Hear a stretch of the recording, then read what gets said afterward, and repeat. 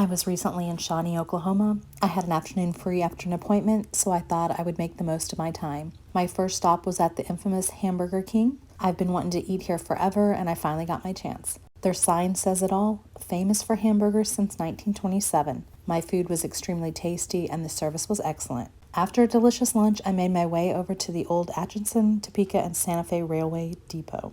At one time, the depot housed the Pottawatomie County Museum. Now she sits empty. Anyone who enjoys photography will enjoy capturing her beauty. People have often compared the depot to looking like a castle or lighthouse. The sandstone design was created by Santa Fe architecture Charles Whittlesey and cost $65,000 to build in 1903. Notable features on the depot include high vaulted ceilings, heavily emphasized recessed archways around windows and doors. Whittlesey's design was influenced by architect H. Richardson's Romanesque architectural style. The depot first opened to railway passengers in 1904. By 1907, according to the Chamber of Commerce, an average of 42 passenger trains and 65 freight trains arriving in the city each day. The last passenger trains left the station in the early 1960s. The depot was added to the National Register of Historic Places in 1974. Hopefully, the city of Shawnee works with the Historical Society to repurpose the depot. I think it would make a nice event center or small wedding chapel. Stay tuned. At the end of this video, I will show you some pictures from inside the depot that I took.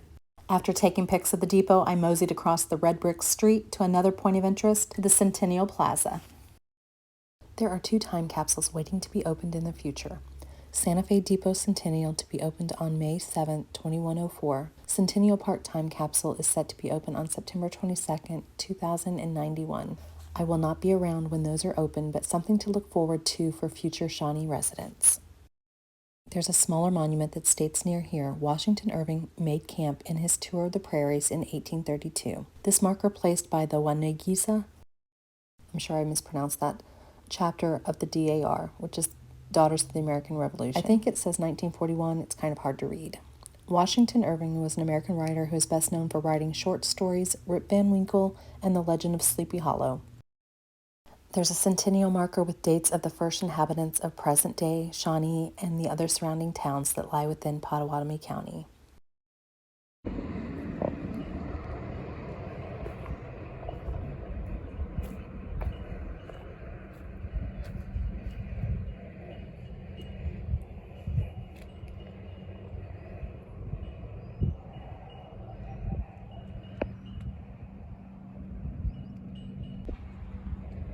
Louise Funk Fluke, 1900 to 1986, designer of the state flag of Oklahoma, was born in Arkansas and raised in Shawnee.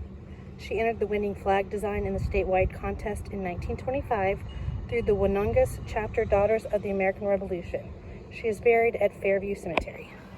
Louise's design depicts the Osage shield with a calumet or a peace pipe, olive branch, crosses, and eagle designed feathers to symbolize people united by peace. When I was standing there, I couldn't help but notice something was missing. I couldn't put my finger on it, so I looked at my old pics from 10 years ago and noticed an amazing building was no longer there.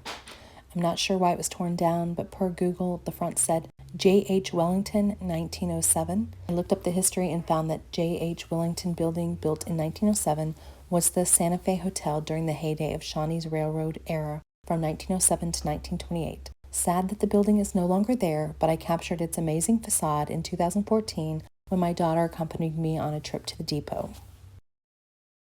I noticed a little white stone for Old Santa Fe Bow with the date 1920. If you look closely, Bow only has 3 legs. Apparently, Bow rode the rails and lost a leg on the track. I found a song online written by Greg Standridge telling the tale of Bow. You can Google it if you'd like to hear his song. After checking out the plaza, I drove further down to see what the museum had to offer. But before entering, I checked out the Beard Cabin, touted as the first house built in Shawnee. On September 22, 1891, the area was opened to non-Indian settlers by a land run. Among the thousands who made the run were Etta B. Ray, who later married Henry G. Beard on November 9, 1891.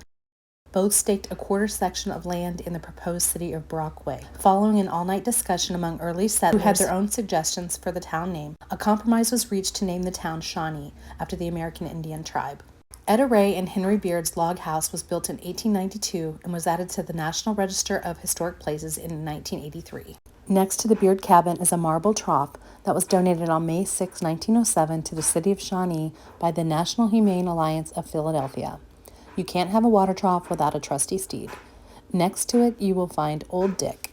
John Beard rode this spotted horse that he called Old Dick in the September 22, 1891 land run, starting from what is now Kickapoo Street, riding through the thickest of trees and underbrush to arrive first at what is now Union Street. He claimed 160 acres running from Union to Harrison and Highland to 7th Street. Later, he donated 100 of those acres to get the railroad to come to Shawnee, because John Beard knew the railroads would be the key to Shawnee's success. Tracks were completed from Oklahoma City to Shawnee on July 4th, 1895. Entering the museum, there was a small admission fee. I paid $5. Children are $2. The museum is closed on Sundays, Mondays, and holidays. Operating hours are 10 a.m. to noon and 1 p.m. to 4 p.m. Closed from noon to 1 for lunch, so plan your visit accordingly. The location contains so many wonderful historical items and blasts from the past. The design of the museum is well laid out and items are nicely displayed. Kids will love ringing the schoolhouse bell or watching the model trains run. So many neat exhibits paying homage and showcasing Shawnee and all of Pottawatomie County's past.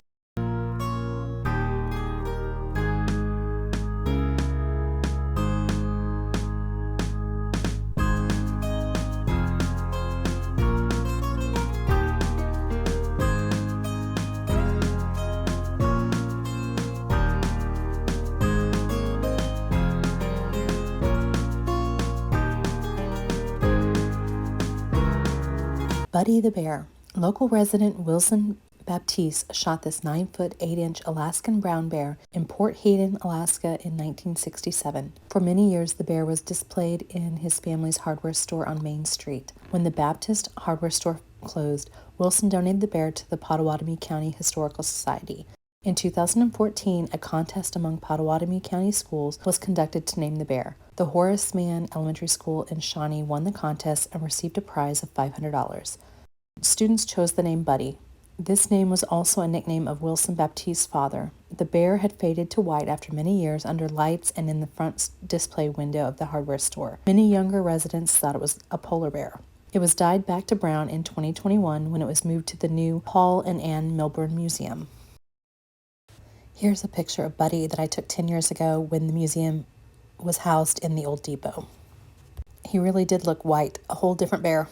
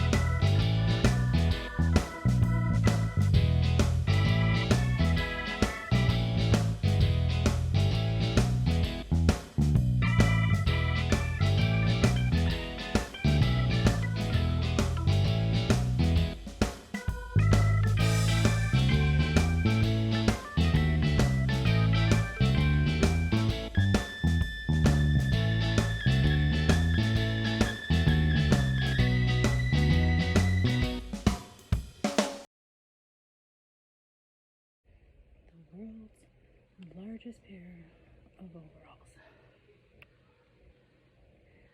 made by Roundhouse brand. Guinness World's largest overalls.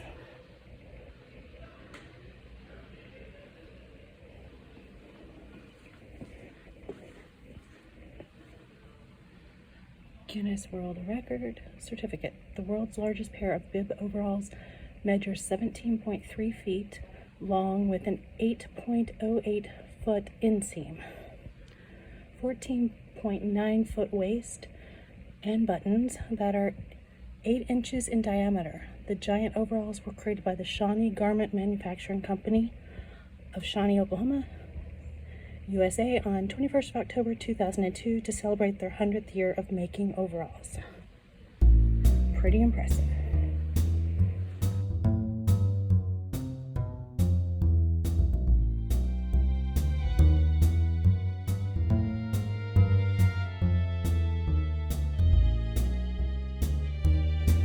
If you enjoy Sonic hamburgers, Shawnee is where it started.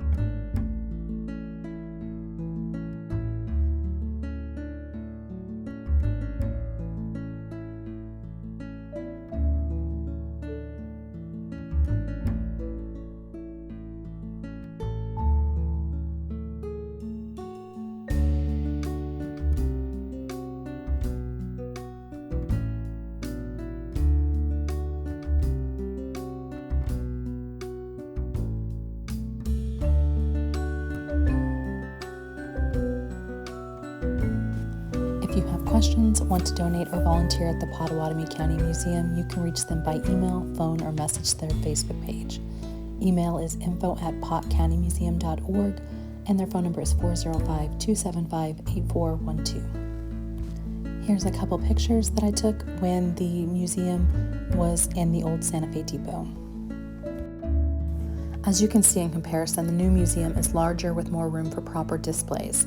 The Pottawatomie County Historical Society has done a wonderful job preserving their county's history.